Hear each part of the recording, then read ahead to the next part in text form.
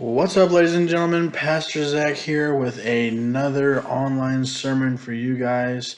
Today is kind of a special day for us because there is yes, I repeat, a two-parter today. For some of you that saw the message on Facebook, today is the day, Sunday, where we did the drive-in sermon or the drive-by worship service at Westville United Methodist Church, where me and my father both shared the message for the day. So this video is going to be a little bit short because I'm going to post his video and then I'm going to post my video on here, so then you can watch both, so you can get the full sermon. Yeah. So if you're watching this, that probably means you weren't able to make it, but I hope you were able to make it. If you did make it and you came back to watch it, just kind of recap. Welcome. Hope you liked it. But without further ado, let's get this going. So today's topic or theme is God sightings. But for those words can probably mean different things for most of you. For some, it could literally mean seeing God. And to others, it can mean that you saw or experienced something that just had to be an act of God. Or for others, it can mean that you saw or heard someone acting like God. Earlier, or in the other video, you heard Pastor Toby speak about God sightings within the Bible, but I wanted to speak on the present. See, these words, God sightings, have been seared into my brain for years and years and years. And my first experience with these words would have to be on my first mission trip that I ever took. It was in good old Duluth, Minnesota, where we were told every morning before we went out to our work sites to look for God that day. The first couple days of the trip, I stood there with this attitude of, really? You want me to find God in a dump like this? But then Wednesday came along, and I had gotten much, much closer with one of the other kids from a different church, and her name was Jessica. Jessica and I were in the same work crew, and she could tell that I was having a hard time finding God in our work because I would be the only one at the end of the day without anything to say. So, for the rest of the week, she kept pointing out how beautiful the clouds were that God made, or how wonderful the flowers smelled that God made, or the smile on the face of a person that God made happen. That made me realize, it made me sit there and think and know that God was literally in anything and everything. He was all around me. I want to shoot a couple stories to you here. So in March 2015, Lynn Jennifer Grosbeck, 25 years old, lost control of her car and landed in the icy Spanish Fork River in Utah. 14 hours later, first responders found her 18-month-old daughter, Lily, in her car seat hanging upside down just above the frigid water.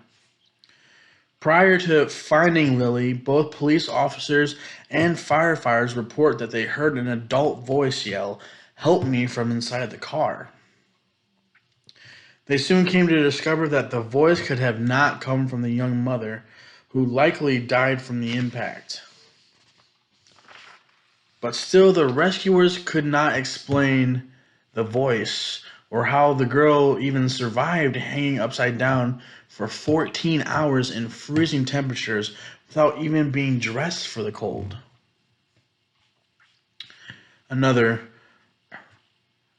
Ruby Casimiro, 40, fell unconscious from a rare amniotic fluid embolism, I believe is the word, during a cesarean section in September 2014 at the Boca Raton Regional Hospital in Florida. Doctors tried to revive her for 3 hours, and after 45 minutes without a pulse, doctors decided to invite her family into the operating room to say their final goodbyes. Then, all of a sudden, What doctors are calling a miracle occurred.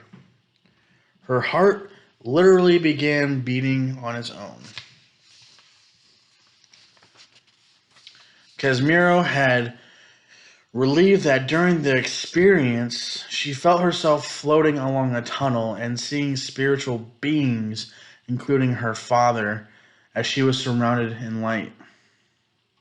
What's even more incredible is that Casimiro suffered no brain damage and made a full recovery, and also her baby girl was very healthy and very happy. The third story I want to share with you. The end of Grayson Kirby seemed inevitable when he was thrown from a demolition derby car at the Mid-Atlantic Power Festival in Ruckersville, Virginia in June 2014. The accident left him in a coma. His lungs were crushed and nearly every bone in his body was broken. His brain also suffered multiple strokes and hemorrhages, and his kidneys were failing. If he did wake up, he would likely, to put it bluntly, be a vegetable. But his family refused to give up and turn to prayer. Thousands and thousands of people in that community and beyond that community kept Kirby in their thoughts and prayers, and even wore red shirts designed to show support for the injured man. In a final attempt to revive Kirby, doctors hooked him up to a machine typically used for a transplant patient, not a trauma patient. And whether it was due to a divine intervention or a medical intervention, maybe even both, it worked. 10 days after the accident, Kirby opened his eyes and mouthed the words, "I love you," to his father.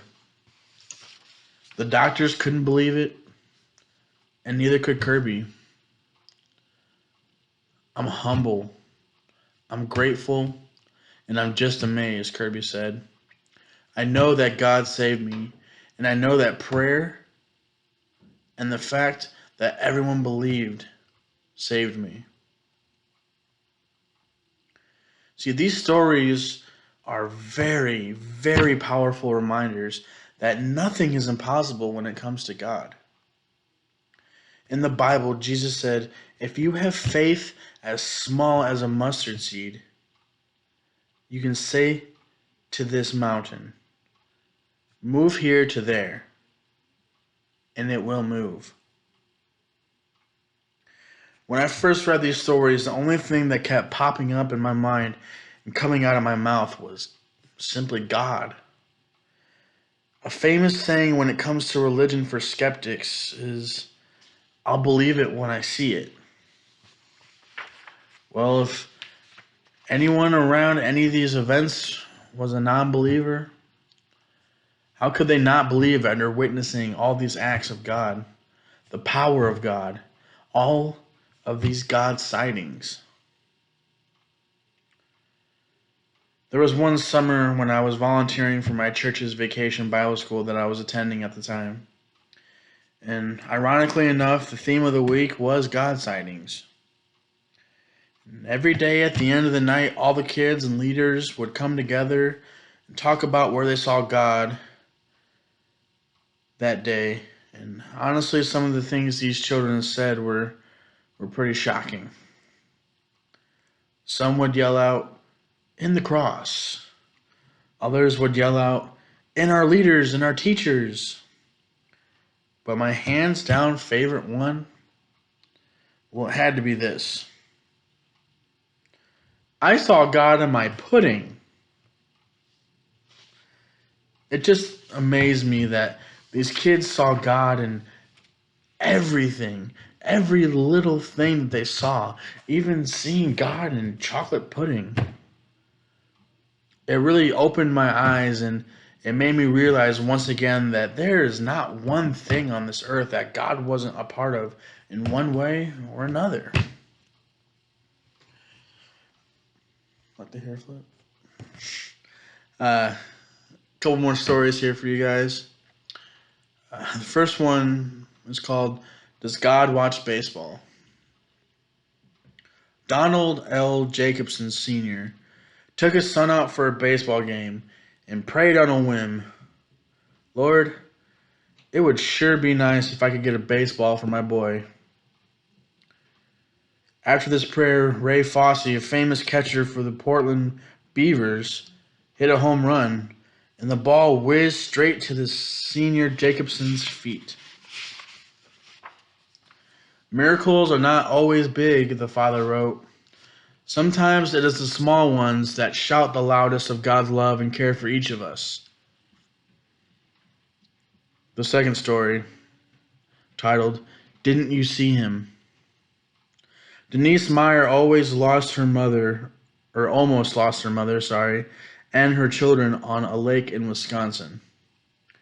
When the boat capsized, Meyer lost sight of her two children.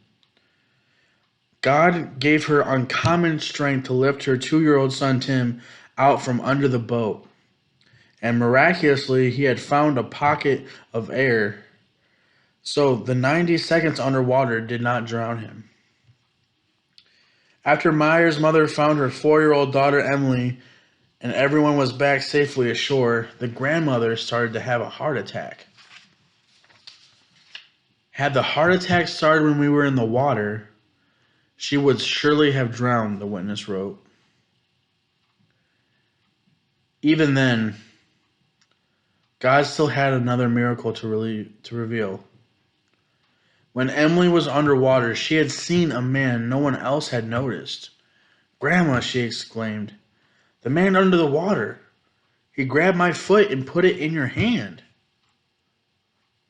Jacobson said that this story reminded him of Hebrews 13:2, where Paul urges Christians to be hospitable because some have entertained angels without knowing it. If God's going to let anybody see them, it's going to be those who still have faith of children, Jacobson said. The third story I have for you is titled The Dog, the Chicken, and the Bomb. When David Newark, now a youth pastor at Church of the Open Door in Glendora, California, woke up in the middle of the night, he was still exhausted from a college basketball victory the day before. 2 minutes after my head hit the pillow, I was catapulted out of the deepest sleep. He writes in the book, along with his mother and sister, he was jerked awake to pray for his brother Dan. See, Dan was in Israel. He was running out of money. He had chosen to sleep on a park bench for the night. In the wee hours of the morning, a snarling dog woke him up, battling with a chicken underneath the bench. Unable to break up the animals, Dan found another bench and resumed his rest. The next morning, a bomb exploded right next to the first bench, hurling it through the air, leaving a mess of tangled metal and concrete. Wow. God is so amazing. And for my people at Tracy UMC, the last time we met, we talked about how God comes to you in the darkest of times. When you are in that truly dark place. And when he brings you into the light, those too are God's sightings. It could literally be something as small as chocolate pudding, or something as big as a phantom nudge telling you to move benches so the bomb doesn't fall on you. So keep the faith, keep the hope, know that you're loved, and keep in mind to look for God in every little thing. Have a great Sunday. Have a great rest of the week. And I'll see you next Sunday. Amen.